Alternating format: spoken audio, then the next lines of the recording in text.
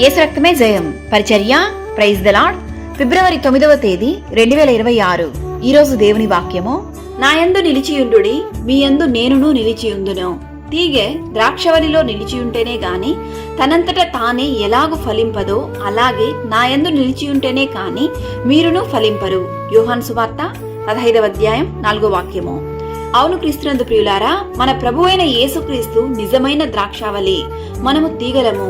తండ్రి అయినటువంటి దేవుడు వ్యవసాయకుడు. ఆయనలో మనము నిలిచియుండి ఫలించాలని దేవుని వాంఛ మరియు కోరిక.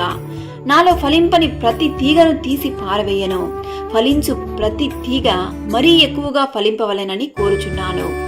క్రీస్తునందు ప్రియులారా, నా యందు నిలిచియుండుట అని క్రీస్తు చెప్పుటలో 3 విషయాలు దాగి ఉన్నాయి. మొదటిది, మనము క్రీస్తు శరీరమందు నిలిచి ఉండాలి. యేసుక్రీస్తు వాక్యం ద్వారా సెలవిస్తున్నాడు, నా శరీరము తిని నా రక్తము త్రాగువాడే నాయందును నేను వాని యందును నిలిచియుందును అని. రెండవదిగా, ప్రభువు ఇలాగు పలికెను, మీరు నా వాక్యమందు నిలిచియున్న వారైతే నిజముగా నాకు శిష్యులయుండి సత్యమును గ్రహించెదరు అని. అప్పుడు సత్యము మిమ్మును స్వతంత్రులుగా చేయును. ఆయన వాక్యము ఎవడు గైకొనునో వానిలో దేవుని ప్రేమ నిజముగా పరిపూర్ణమాయను.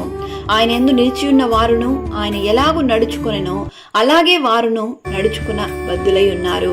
మూడవదిగా, దేవుని యందు విశ్వాసంలో నిలిచి ఉండాలి.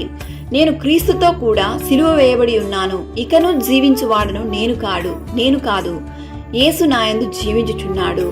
నేను శరీరమందు జీవించు జీవితము నన్ను ప్రేమించి నా కొరకు తన్ను తాను అప్పగించుకున్న దేవుని కుమారుని యందలి విశ్వాసము వలన జీవించుచున్నాను. అవును క్రీస్తునందు ప్రియులారా, క్రీస్తునందు జీవించడం అంటే ఆయన శరీర రక్తములో పాలు పొంచుకునుటయే, ఆయన వాక్యంలో నిలిచియుండుటయు, ఆయన యందలి విశ్వాసంలో జయ జీవితము పొందుకొనుటయే. అటువలే జీవించి దేవునికి మహిమకరంగా దేవుని నామాన్ని మహిమపరుద్దాం. ఆమేన్.